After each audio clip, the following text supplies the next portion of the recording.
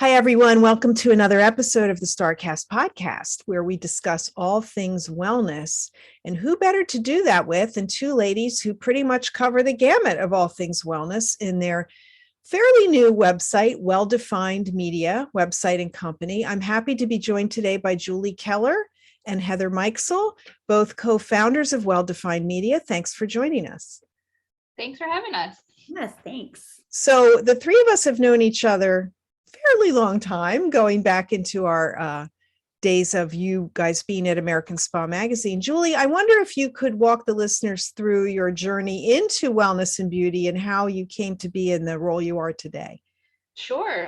So I got my start on the journalism side of things. I graduated with a degree in journalism and biology, of all things. That is an interesting. That's an interesting combo. But...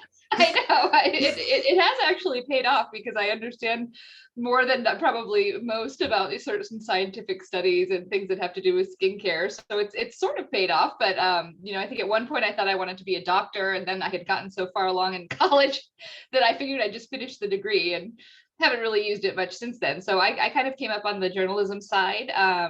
When I graduated from college, I did entertainment reporting. I lived in LA for a year, and I came back to New York, and I was working for E! Online in the late 90s when very few people were online. So I did that.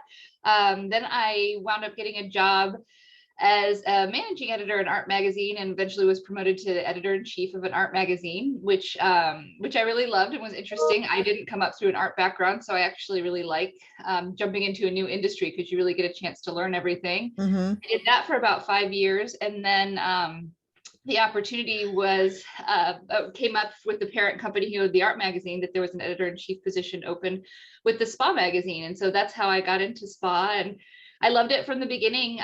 Again, it was interesting to learn from the beginning. I wound up getting my spa management degree from UC Irvine to try and learn a little bit more about it. And I was at American Spa for 15 years. Wow. Heather and I worked together for that whole 15 years, and we've been really good friends and really great colleagues through that whole time. And I've just loved learning everything about wellness and being part of the industry. And so I left American Spa about 2.5 years ago, and Heather left shortly after I did. And we just were always talking about, there were certain things that we wanted to do and wanted to do differently and wanted to expand on in a wellness media company. And that's kind of where Well-Defined was born. And we were really excited to partner up and be able to launch. So we just celebrated a year in January. And have you? Wow. So that's my path to wellness and Well-Defined. That's so awesome. I mean, art and into wellness, people that come into wellness never leave. Heather, where did you start? Interesting. Like Julie, I also went the journalism route. So I'm from Michigan, and I went to Michigan State University, got my journalism degree there, and also majored in political science as well, which is, I kind of thought I would just, I wasn't really sure what I wanted to do with my journalism degree. So I came to New York, did the NYU publishing program, which kind of, it took me in a different direction than I thought it would. We had a speaker who was very into PR. I was doing book publicity, which sounded fascinating at the time. And I ended up getting my first job at Putnam Berkeley, which is now Penguin Putnam, one of the, which is, I think, part of Random House now, one of the biggest publishers. And which was great. I was always a voracious reader, so books were right up my alley. I loved being in publishing. However, I quickly realized that I really wanted to be writing more so than pitching. So it was one of those things where I loved my job, and I loved the industry, but I was the person that everyone was like, "Will you just write my press releases?" And I was like, yes, I will. So I just wanted to be writing, and my boss at that time was kind of like, "You need to be writing." So I eventually left. I got a job in corporate communications at L'Oreal, which kind of introduced me into the whole beauty arena, which is really interesting. And then I kind of worked for a website for a while after that. It was during that big tech boom when websites were launching left and right. And it was just one of those things. I happened to see an ad for a position with American Salon and American Spa. And I just kind of randomly, submitted my resume. And thank goodness Mary Bemis hired me. So it was wonderful. I loved the whole wellness world, and I loved what I was doing. It was the first time I really felt like I was writing content that I was passionate about. And And it was just such a perfect fit in the beginning. And then I eventually started traveling, and which made me love it even more. And just being exposed to, I'd always had a love for wellness anyway. I grew up with a mom who's very health conscious. So we were the kids that were eating, spinach lasagna when we were like, before its time. Yeah, so we had the carob bunnies at Easter, so it was nice to see how wellness had evolved, and so I ended up finding a job that I really truly loved, which is why I had no interest in doing anything else, and except, like Julie had mentioned, there were always things that we wanted to do while we were there that we didn't really have the capability or, weren't able to do. And, we were always brainstorming ideas and things like that. So I feel like it's such a blessing now to be able to work with Julie again and kind of, put all those ideas, into fruition and kind of go after what we had always talked about. Well, for sure, American Spa was a standard bearer among professional trades in the United States at a great time when spa was just booming, in the 90s. We could put the word spa on anything into the 2000s and it sold. And, it really became the book that everyone looked at with the great photography and the great stories of Heather flying around the world, visiting all these spas. And, but things changed in publishing. And I'm sure the downturn had started before COVID, but COVID maybe hastened things along. So let's talk about that shift, right, from print media into digital. I mean, you guys are veterans of print, and do you feel like print's going to go away, or is it just going to be consumed differently?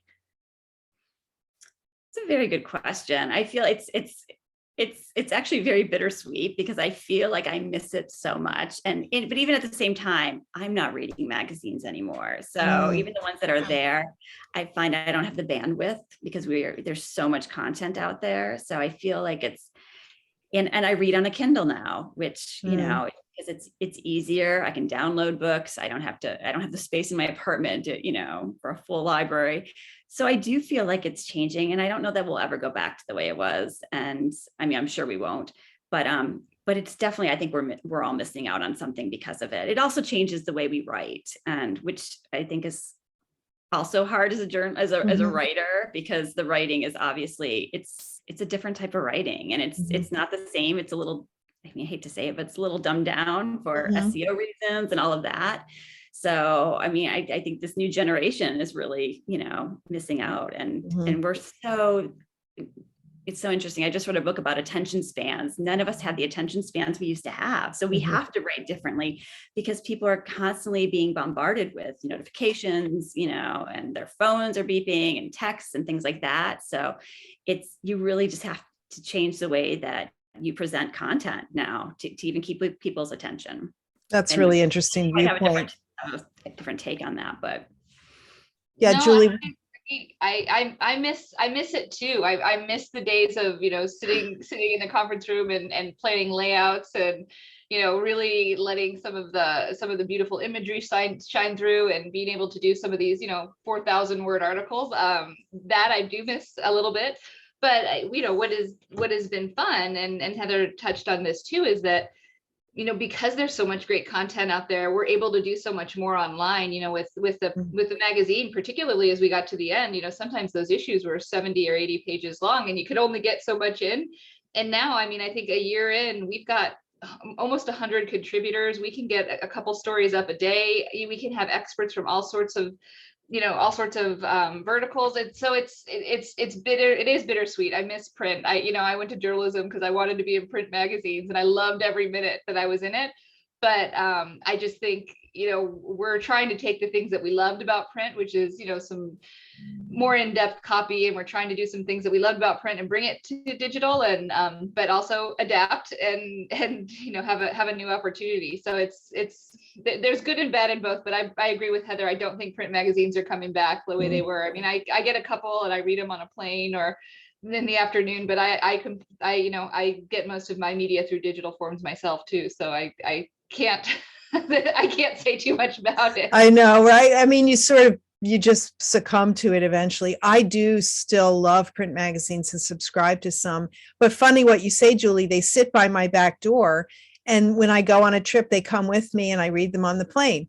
You just don't have that much time to sit down otherwise. And I do like to read a tactile book. I prefer that to the Kindle, but there is something convenient about getting on a plane or going somewhere with your one little Kindle that has consumable content on it of all sorts. So, we're going to have to straddle both worlds as it is.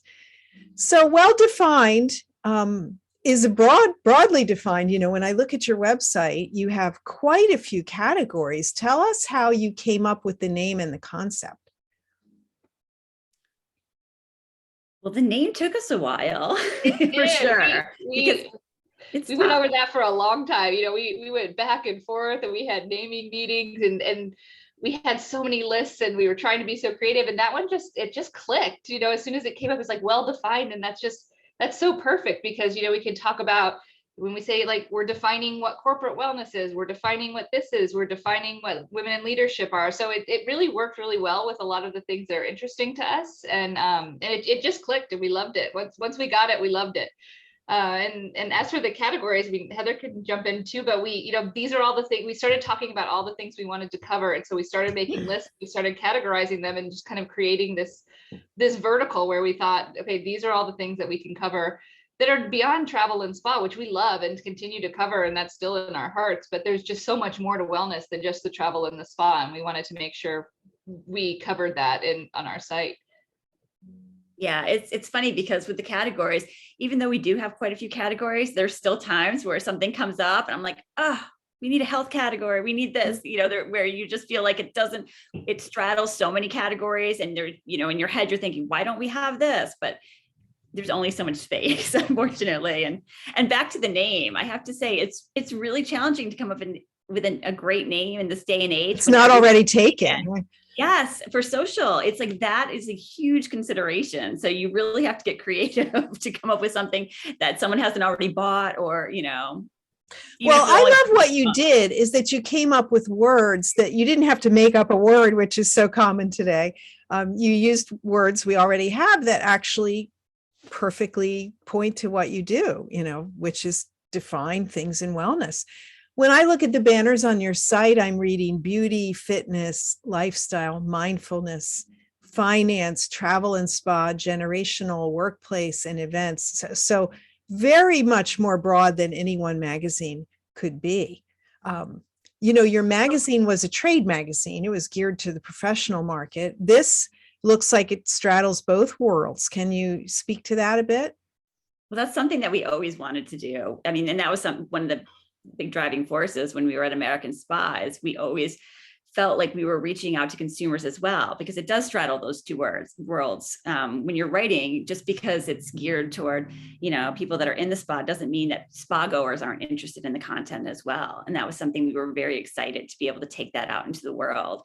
And, the financial wellness was just something that I was always really passionate about. So of course, and it was also a hot topic anyway in the world of wellness. So it was something that we thought was important that we add in. And generational wellness actually came from an idea from someone on our, one of our board members that suggested it to us. So it was just great to get their input. And it's true, because if you think about it, generational wellness, it's something that, mothers and fathers, it's like you think about your kids and their mental well-being and all of that these days. It's not something that's really been addressed as widely. So it was great to be able to introduce a category that would kind of tackle all that as well. Mm-hmm. And we always said, everyone's a consumer, whether it's a trade publication or a consumer who's interested in wellness, everyone is a consumer. And we did this at American Spa, but we do it here. You just think, we don't want to write a boring trade anything. I think, making the writing interesting, making it the content valuable, no matter who's reading it, is important to us. And so, that's another thing that's really important to us, because yes, you might be reading about a way to be mindful at work, or how to work smarter, or to, how to preserve your sleep and all those things. And yes, it's important to consumers, but I can tell you, spa directors aren't sleeping a whole lot these days. Mm-hmm. So, a great story on learning how to establish better sleep patterns is really relevant to a spa director, as well as it's relevant to just a consumer who's interested in wellness. So mm-hmm. we keep that in mind a lot when we're creating content. So wellness is still a relatively newish term. I mean, we've seen it take off in the last 20 years, but in the last 3 or 4 years, of course, it was becoming center stage before COVID, and that only hastened interest in all things wellness. I wonder if you feel like the stage was set a bit by sites like Well and Good and some people that started before you guys. Did you see that there was a real desire there for this information? Absolutely. I mean, I think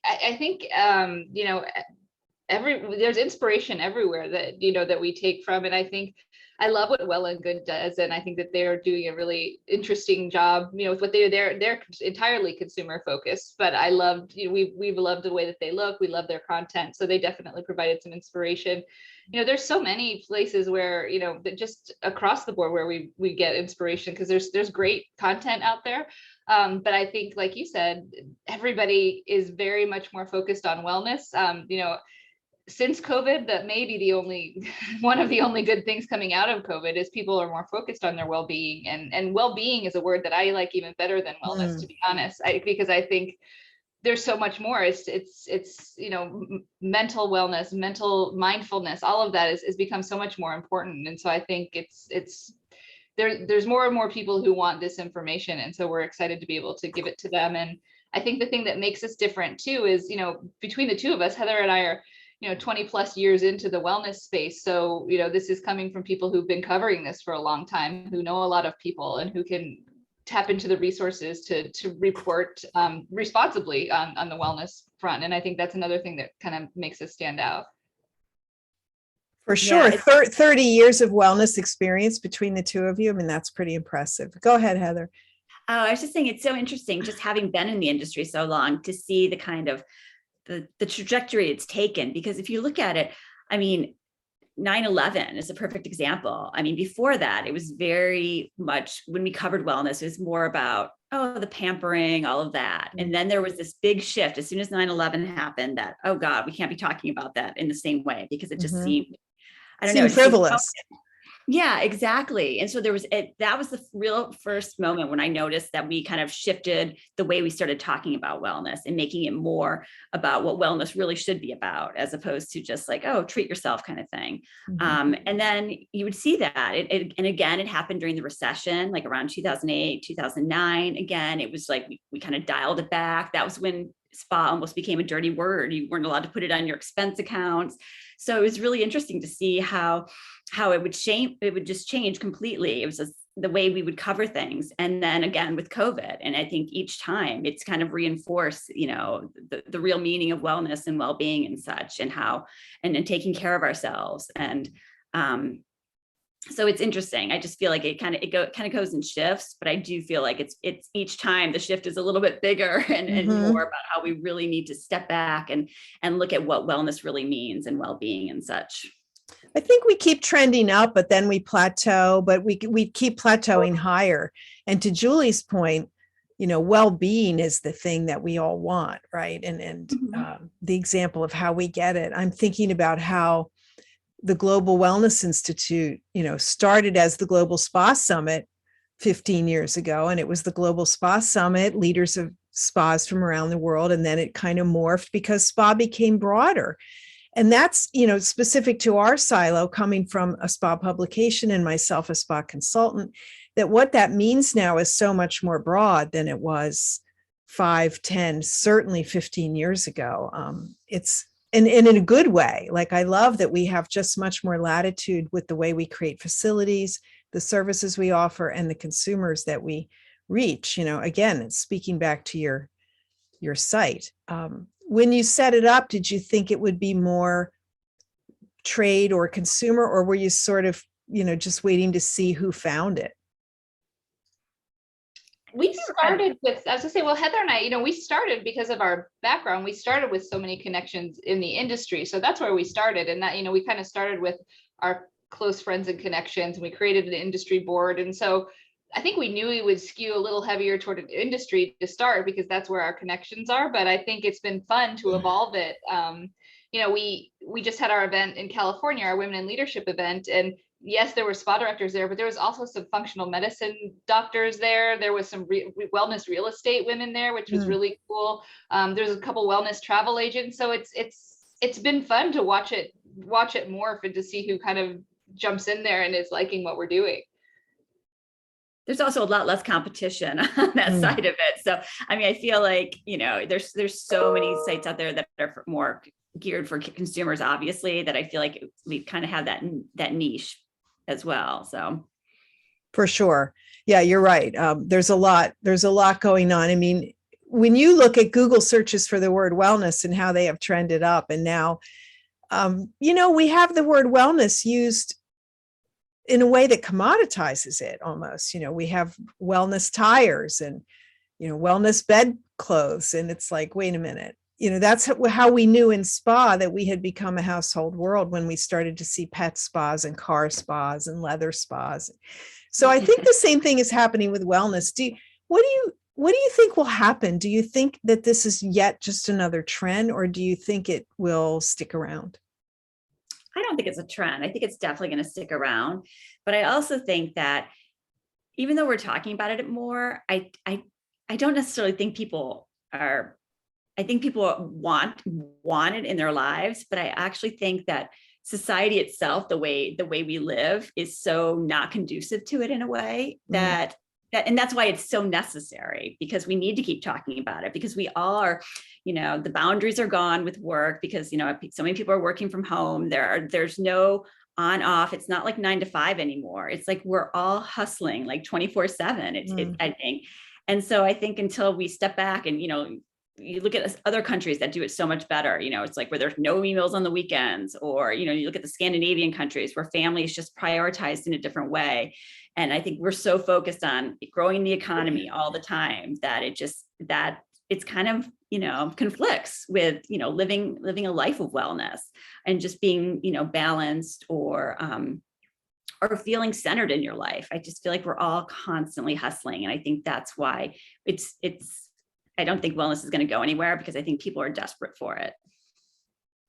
I think too, we're going to see, and I hope we're going to see, a shift in healthcare that's focused on wellness that is really going to contribute to this as well. I just was in LA and I went to Next Health, which is kind of a functional medicine facility. And I had my blood work taken, and they read it, and it was such a cool experience, because they're all about longevity and vitality and addressing your health before it's bad, kind of a thing. And I think that is such a cool opportunity.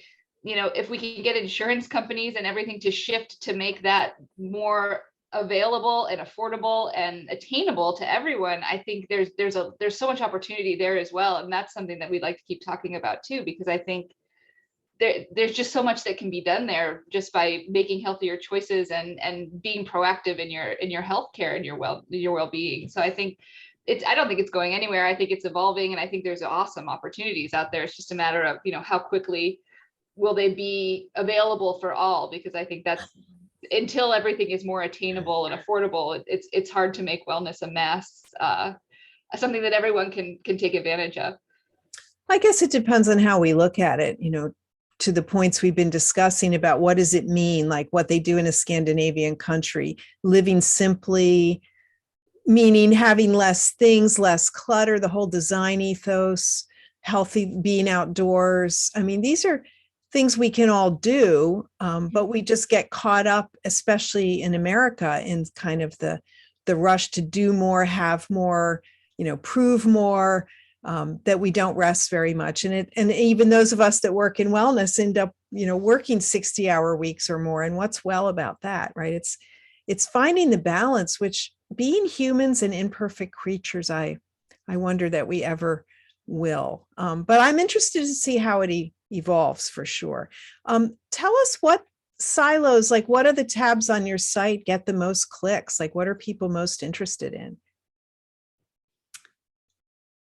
I think it's a good question. I mean, I think it kind of runs the gamut depending on the stories. I mean, there are certain stories I think that, like, we did a story on psychedelics, which was really popular. And I think, that just goes with the times. People are interested in that particular topic. I think mindfulness is always something that people are trying to incorporate more into their lives. And I think it's an area that, I think sometimes people are a little daunted by meditation, things like that. But I think that's always really popular. Julie, do you have thoughts on that as well? I was just say our workplace wellness newsletter, which we debuted maybe 3 or 4 months ago, that's got our best open rates. So I think people are really interested in adopting workplace wellness. And like Heather talked about, many of us are working remotely. Many of us are juggling a couple different jobs. And I think people are really trying to figure out a way to find balance in this new kind of work paradigm. So our workplace wellness stories really seem to trigger a lot. One of our most popular stories was one on menopausal skincare, which I think is interesting because it's something that, when we wrote the story almost a year ago, I think I wrote it and I found 2 or 3 companies that were doing skincare specifically for menopausal skin. Since there, I probably even pitched 20 that are doing that. And so I have a folder of updating that story, but it was interesting because that one was one of our most popular beauty stories. So it's always funny what triggers people to go and our reviews. People are liking our reviews. One of the things that when we were at American Spa, we never really reviewed anything. We would report on something and explain what was there, but we didn't really dive deep and say, okay, here's what's in the mini bar in the rooms that's healthy. Here are the healthy programming options. Here are the things that they could do better. And now that it's our company, we have the latitude to do that. And so I think people are liking our reviews and getting a really honest take on both products, because we're reviewing products and we're finally starting to travel again. So we're starting to review some places. No, I think people do like that sort of peer-reviewed view on something, and what's really, worth it, quote unquote, for spending. If you want to go to a certain hotel or a certain restaurant, is it really what you're expecting? And of course, that also speaks to the social media aspect that people use today. I mean, I'm not that way, but I have friends that if we want to go to a restaurant, they have to check Yelp and Instagram and all of this. And I'm just like, I just like the name. Like, I just want to go. I don't need to see all that, but I know I am in the minority on that. What do you think fuels that desire to make sure we're doing the right thing or spending our money in the right place? I think crowdsourcing has become such a huge thing where it's like, you can't make a decision unless you ask 10 of your friends and they, it's like, am I doing the right thing? It is fascinating. I feel like it's like, there's some kind of psychology behind it. And the more you do it, the more you feel like you need to do it. I mean, I follow a couple influencers on Instagram, and I would never think that I'd be influenced by an influencer, but after a while you start looking at it and you're thinking, oh my God, I have to get this because so-and-so's is raving about it. And at one point I actually found myself signing up for some kind of wine thing. I was like, I think I'm signing up for a wine. I was like, no, I don't want to do this. I don't want to sign up for like a 12-month wine club. But I literally found myself going down the rabbit hole. I'm like, what am I doing? So I don't know. I do think there's something about the way social media, the way we interact with social media, where we start to feel like we've invited someone into our home. They feel like they're our friends because we see them every day on social, and we start to trust them, or we like their style or something like that. So I do feel like it feels like we know them in such an intimate way. And, and that's what we want with our readers and such as well, and our audience. Like, we want to develop like that relationship where it's like, you can trust us. I mean, that's part of what we're all doing in a way. We want to give valuable information and feel like we're all trusted partners in this. So.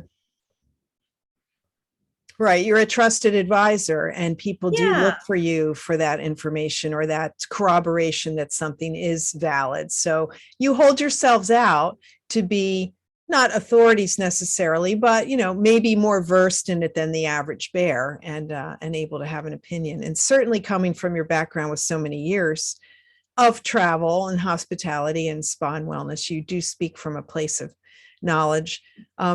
How about the finance angle? How did that come into it? I was gonna say, Heather has been a financial wellness guru for all of us well before that was a big thing. I mean, she was always the one every year.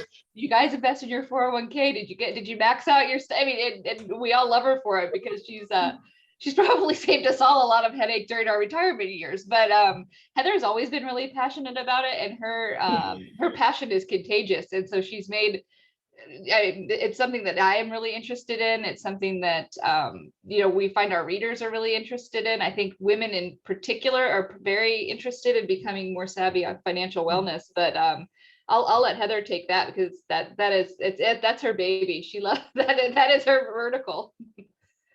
Are you talking about that financial wellness? Or are you talking about how we started the site and such? I know that on the site there is a banner for that, and I'm interested in how you thought, oh, that fits here. Yeah, that it was definitely something that I always wanted to cover more at American Spa. And even with our events, we would have these amazing speakers that came in, and they were so inspiring. People like Sally Krawcheck and Jean Chatsky. And it was one of those, I don't know, every time they would speak, I just felt like both of us felt like this is what, women need to be talking about money. We need to be talking about salaries. We need to be talking about how to negotiate. We need to be talking about this, because money is like our number one, it's not just it's people's, like one of the top stresses for people. And how can we not talk about something that causes so much stress to so many people? Financial insecurity. If you don't have financial security, it's, how can you be well? How can you feel confident? How can you feel, secure? So that was really where that came from. It was just something that nobody was talking about. And especially for women, men seem to have a much easier time talking about money, but and I think there was just always a sense of like, oh, I don't do that. Like, it's just, it'll take care of itself. And I think we all realize, no, it won't. So. Unfortunately, it doesn't for most of us anyway. No, I love that you included it. And I went to maybe one of the first Women in Leadership event, which we'll discuss. And I remember that Jean Chatsky spoke, and she was great. And it was like, yeah, I don't want to think about it. I don't want to spend a lot of energy in that, but it needs to be done, because I don't want to work till I'm 90. I do enjoy my job, but I'm going to want to slow down at some point, and you need to be able to eat still. So it's so true. And especially now, with so many people working in like the gig economy, it's a whole other ballgame, because your company isn't going to take care of you. It's not like, oh, I'm just putting away in a 401k now. You really have to think about those things, not to mention if you're paying for your own healthcare and, things like that. So it's just, it's something that we all have to think about. And it's really empowering when you do take control of it. I mean, it's a lot more fun to think about it when you actually aren't worried about it. So I do understand that, like, if you're not afraid to be opening your bills and you're in a good place and you're actually watching your money grow, I mean, it feels awesome, and so I understand why it's not fun for everybody, when you're going through rough times and such, but it's so much better to know and to be doing something about it than just, living in denial and feeling stressed out all the time. For sure. And then if you don't have money, you can't afford any memberships or to visit any spas, and that's no fun either, right? Exactly. So when someone pitches a story to you, I mean, how do you decide if it fits, if it's a wellness story? The thing that's cool is we, when we started with Heather and I producing most of the content, and then we really reached out to our network of publicists that we work with, industry experts, and we just said, here's our verticals, here's what we cover. Let us know if you represent an expert who'd be interested in contributing. And then, so that's kind of how it got started. It started out with us doing more outreach to people that we wanted to hear from and that we thought was an interesting topic. And then once we kind of got going, I mean, we're pitched all the time now. And so, I think if it's an interesting angle that we think fits and is interesting to our readers, again, we now have the beauty of being able to put so much more content up. So that's kind of exciting for us. Yeah, for sure. I mean, you don't have the limits of however many pages of print corresponding to the ads that you sold, right? I mean, this is a whole different format. So how do you make money at it? I mean, maybe that's a personal question, but how does it become a sustainable job for you? We're getting there. Yes, getting there. Well, there's advertising, there's, we're doing events as well. And so I feel like it's like it's basically just growing our audience, to a point where it becomes valuable to people investing in you for the most part. So it sounds like digital really begins with the vision and the passion, and then, you sort out your product and grow your audience, and then hopefully later you can monetize it. And that's kind of where we wanted, that's what, I mean, Heather and I both have other jobs, so we are also in the gig economy, but this was really important because we do have really great relationships in the industry, but neither one of us wanted to start a site and just be like, hey, as a favor to me, we'd love your investment. We wanted that we could do it first. And I think we have, we're up to 78,000 readers. We have really good open rates on our newsletters. We have a solid number of visitors to our website. So we needed, I think, just for us and just for the kind of people that we are and the work ethic we had, we wanted to prove it first. And now we're there. And now we've finally gotten to the point where we feel comfortable reaching out and asking people for support because our audience is valuable. And so we've gotten there. But you're right. It started with passion and it started with a lot of side gigs, but we're getting to the point now where we're feeling really good about where we're going. That's awesome. In only 1 year, 78,000 readers, that's pretty impressive. Yeah, we're excited about it. We were excited when we pulled these numbers recently. We're working on a media kit. We pulled our own numbers. I think we shocked ourselves with that one. So we were pretty happy about it. How do you determine where you could go? The market's not really even measurable, is it? It's definitely challenging time to be in the market in terms of you look at social and there's so much of it is you have to pay to grow. It's definitely, the later you get into it, we're learning all the challenges. And I think, anyone that deals with or relies on platforms for, their livelihood is kind of at the whim of algorithms and things like that. So it's definitely a challenge, but I feel like, you just have to keep putting out great content and you just have to keep, reaching out to your audience and staying in touch with them and building those relationships, which is why, it's why the website is not our only, we're doing events, we're doing, we plan to launch a book club, we're doing a lot of other things that kind of build our community. So it's different ways to stay in touch with people and you're giving value in different ways. Heather, you spoke about having to change the way you wrote for a digital audience. Could you elaborate on that a little bit? What does it really mean as a journalist to sort of change your approach to an article? Well, I hate to sound somewhat negative, but it's with SEO, there are ways that you write to get the audience to see your content, basically. So headlines are not as much fun, I would say. I miss our fun headlines. I miss our fun print headlines for sure. Yeah. I used to love, writing fun, witty headlines that had a lot of wordplay. And it was so much fun. Even our titles, they were just great. But you can't do that now. No, basically because the internet doesn't have a sense of humor. It doesn't get the funny. No, yeah. It's you have to use certain words. There's almost codes for it. You see how many times you use the same word, which to me is just you're taught not to use the same word. You got to come up with something else because it's I don't want to see the same word in every sentence. But with SEO, it's one of those things where the more you see that word, the more the searches are going to pull it up. But reading it or writing it is just not nearly as fun. You feel like you're, dumbing it down a little bit. It's just, We even have a tool on the back end that measures it.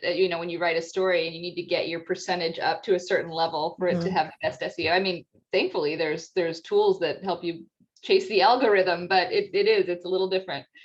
The algorithm changes all the time, right? Mm-hmm. I have a friend who has a website, and I swear sometimes I'm just you can't post this. It sounds terrible. But I know he's getting 100% on his, because he just is just plug in the word. It doesn't matter how it sounds, just plug it in. And I'm thinking, why would anyone want to read this? But goes against your training as a journalist. It does, but I feel but it's the way things have changed. I think even kids today, who grew up texting, they write it. You know what I mean? It's the writing is different. It's grammar is, I've gotten resumes lately without capitalization, and it's what? Yes. But I know I'm a boomer, and I just don't think that's okay. But I'm not in the majority anymore, apparently. No, I feel the same way. And there are times when it's just, it can like blow your mind and you're just like, okay, I'm fighting against this is a battle I'm not going to win. But it's like, but I'm sticking to my, you know, I know what good grammar is. So can't let that go. So the stories aren't as long now, would you say? Like what's an ideal length for something in digital? You know, it's interesting because there are also rules, or I mean, they're not rules set in stone, but there are guidelines for, you know, you should have a story should be over like 400 words if you want a certain score. There's also like that sweet spot where they're a little bit longer, but that means you have to keep people, it has to be interesting because people aren't going to keep reading if it's that long. I mean, it's great because you could run a story as long as you want. There's no, you know, page count, what have you, but it is, so I feel like they run the gamut. I mean, you know, for a while, everyone was doing listicles. It's like, you know, 5 things of, you know, ways to stay healthy, that kind of thing. And those are easy. They're short, they're quick to read. You can read them on your phone. I think they're very clickable. Those, you know, 10 ways to do this tomorrow. Consumers seem to really gravitate to that. Right. The number in your headline, you win. Yeah. You win the score for the day. So exactly. So do you still have any longer content or have you edited it down? No, we do. We actually do have some long stories. And it's so funny because when I'm editing them, sometimes I'm like, oh my God, how long is this story? but it's, you know, I think it all just depends on what the content is. And if you're giving useful information, then I think that's great. You know, I don't think everything has to be really short. I mean, and with the website, your whole goal is to keep people on the site, you know, and clicking around and keep their attention and to do that, you have to give them content that they find interesting. So I honestly think that, you know, I think it's great to have kind of a mix because, you know, not everybody's going to read the 2,000 word article, but some people want to take a deeper dive. Yeah, I feel like having long form content sort of positions you more of as an expert for the people that want that. So it's like having a smorgasbord and having different options, right? You have the short little bits and the 5 best things list, and then you have the longer stories for when people enjoy that. Absolutely. And sometimes, you know, we also sometimes, you know, if something's too long or it just seems like, okay, this is we can also break it up, you know, break it up into 2 stories as well, just to give, you know, and then we can link them so people can, you know, get the full story if they want it. So you doing a newsletter as well? we do. We have a weekly newsletter called WD Weekly, and then we have a monthly workplace wellness newsletter. And the goal eventually is to have newsletters in each one of our verticals. You know, maybe when it's more than Heather and I full time on the team, but the goal is to be able to have a newsletter every week or every other week on each vertical, you know, a financial wellness newsletter, a beauty newsletter, all of that. So that's the long-term goal. Right now we have 2 and we're working our way up. Do you find that your newsletters drive traffic to the site? Is that the point of it? Yeah, that's the biggest driver of traffic to the site or our newsletters. So tell us a little bit about your events that you're planning. So we just finished our Women in Leadership event in California. It was great. We had about 150 women throughout the course of the day that came. We had it at Live Love Spa headquarters in Tustin. It was a really fun event. We had 5 speakers. We had some networking. We had ecstatic dance at the end. It was wonderful. Yeah, so it was really wonderful. I think you know, we learned some things that we did great. We learned some things we want to improve, but we're definitely going to do another Women in Leadership event next spring, probably at Live Love Spa headquarters again. That worked really well, so we'll probably do that again. We are looking at doing a workplace wellness conference where it's kind of a combination of trade show and education. So we are looking for locations probably in spring of 2023. We want to do that, and we have some ideas to do either some leadership retreats for men and women, and possibly another leadership event for all. So, you know, we feel really strongly that there's support and safety and a lot of benefits for getting women together, but there's also a lot of benefits for us all working together too. So by no means do we want to exclude anyone, but I think we want to honor so specific needs of women and then the needs of leaders in general. So those are some of the events that we're talking about. It's just a matter of kind of finalizing some dates and working around things. Where did the idea for the Women in Leadership Conference come from, Julie? That was something, Heather and I in particular have always been really, really passionate about it. I think during the whole Me Too movement, I think we were just so disappointed in everything that we were seeing in the news. And so the first thing that we did, and this was when we were at American Spa, is we launched a Women in Leadership Awards because we wanted to put something positive back in the world, supporting the advances that women had made and in response to all of the horrible things that we were reading about every single day. And so it kind of started from there. So we started with the awards program. I had been to one of Tara's retreats, and I really loved the gathering of women together and what that meant. And I just, in my mind, I was like, God, we should do this on a bigger scale. I just went on one and it was awesome. Yeah, it was an amazing group. I think I went with 10 women and it was so good. And I thought, how great would this be if we could get 200 women to do something like this and have the same kind of feeling that we're doing. And so that's when the idea for the first Women in Leadership event, we did an event called Women in Wellness through American Spa in New York.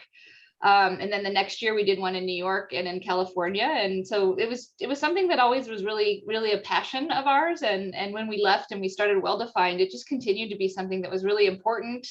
People kept asking us, when is that gonna, we want to do that again. Let's get us back together. And so that's how it evolved. And it's always just been, it's been a huge passion of us. I think, our industry definitely skews heavily toward women. And I think that that's wonderful because I think women can be so supportive of each other. And I think that there's so much to be gained by having a very female industry. But at the end of the day, most of the hotel GMs are men. Most of the executives in the hotel industry are men. At the executive level, even in the spa industry, there's men. We're talking with a woman who has a women in fitness group, and it's the same story there. So many of the practitioners are women, but the club owners are men. And, and I just think, not that there's anything wrong with that, but it would be great to have a little bit more opportunity for women. And that's something that's important to us. It's funny. I teach spa management courses, of course, and I teach a lot of leadership and I do leadership speeches, and it's not a thing that you're ever finished learning, right? So, and that's why I think it's a great topic, because you can't say, I'm good, I have all the leadership tools I need, I don't need to hear anymore, because it's a process where you're always fine tuning it. So I love that you expanded from Women in Wellness to a more broad leadership approach. And it is a very supportive environment. As I said, I loved the event I went to. It was really well done. How about the book club? Tell us about the book club. Oh, the book club we're very excited about. Yeah. So what we're thinking is that, people love book clubs, and there's so many great wellness topics out there and so many great wellness books. And we thought it would be really great to kind of build a community around that and to have a discussion with the actual authors. So that's their plan. We'll have the authors on as well. And we'll just really invite people to have a really interesting discussion about the book and, their thoughts. And it's just a really great way to generate ideas, great way to delve into topics really deeply. And we're thinking that we'll maybe do 6 a year, basically, because obviously everyone needs a little time to read the book. But I don't know, I've been doing so much reading this past year on great wellness topics. I know, if you look at the whole book about breathing, is it James Nestor, and books like that really inspire conversation and get people to think about things that you might not have even thought about before. Am I breathing properly? Which seems like such a, the fact that we've all become a bunch of mouth breathers is fascinating, and the health implications of that. So that breathwork book has been very popular. What about novels? Will you have fiction as well? We were thinking of just focusing on the wellness angle at first. So yeah, we really want to make it, because there's so many other book clubs that cover fiction and novels and such, that we really wanted to make this about, centered around wellness. Well, it is certainly easier. I'm not sure how many novels are really wellness oriented, but if you find one. Yeah. Well, there have been some. I mean, what's the Nicole Kidman one that just was just a Netflix series? Oh, that's true. We can, if we find some probably more than anything, talking about some of the myths, some of the misses in some of the fictionalized wellness, because I think it's funny to read some of those, so that, maybe down the road that's something we do too. Mm-hmm. Well, it's nice to take the wrappers off of what makes wellness. We used to worry that from a spa perspective, it felt elitist and it felt like it wasn't open to everyone. And some prices support that. I mean, especially in larger cities, spa treatments can be very expensive. But now the category is so broad that we can get wellness in so many ways. It's just much more egalitarian, which I think speaks well to the future. Do you have any advice in closing on where wellness businesses should look for growth? Are there any areas you see a particular interest in from the consumer?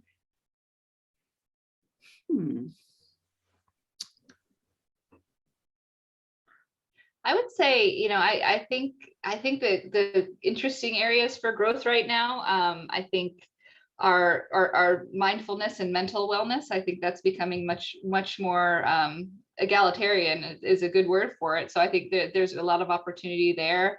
I think there's great opportunity in the functional space. I think that kind of integrative approach to health is really interesting, and that's an opportunity for spas.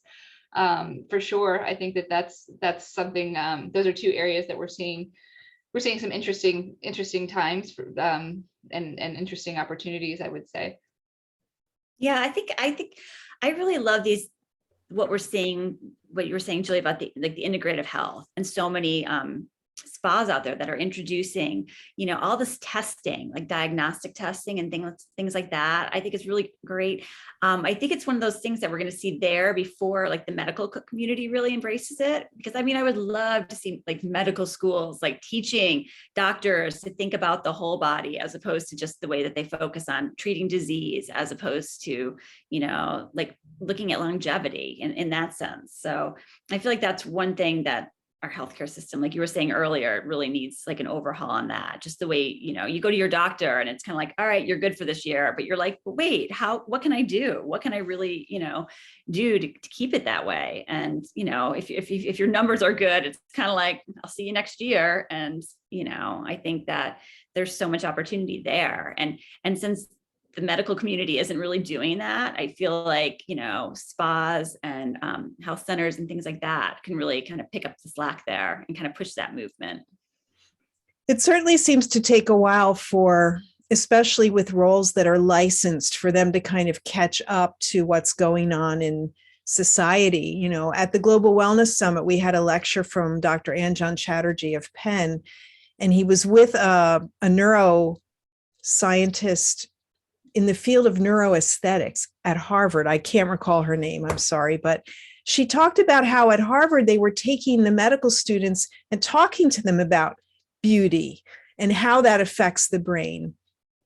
And that's great, but that's one school out of however many. It's going to take a little while for it to trickle down. And look at our licensing situation with therapists. It differs state to state, and it's really just getting your license is a matter of passing a state board, which has elements that are from 40 years ago in it, so we do need some modernization, but that's also largely consumer driven, right? So I think when the groundswell rises, we will see those changes. Well, even if you look at things like, you look at gardening, like there's horticultural therapy and things like that, there's so many opportunities there that you can take those into, senior communities and the things that they do for cognitive like health and things like that. There are just so many amazing opportunities out there. It's just putting a different lens on it and thinking of, the things that really affect our mental health, and the things that's like getting back to the land, getting your hands in the dirt and things, the simple things like we were talking about earlier, really. It doesn't have to be that complicated. Well, I think it's wonderful that we can talk today about mental health and wellness in a much more open way, because let's face it, especially after the last 2 years, we could all use a little bit. And you've provided a great place to find some. So kudos to you both, Julie Keller Callaghan and Heather Mikesell, for creating Well-Defined Media. And the site is welldefined.com. Please check it out because they have lots of great articles and tips, and more added all the time. Thanks for joining us. Absolutely. Thanks so much, Lisa. Thanks for having us.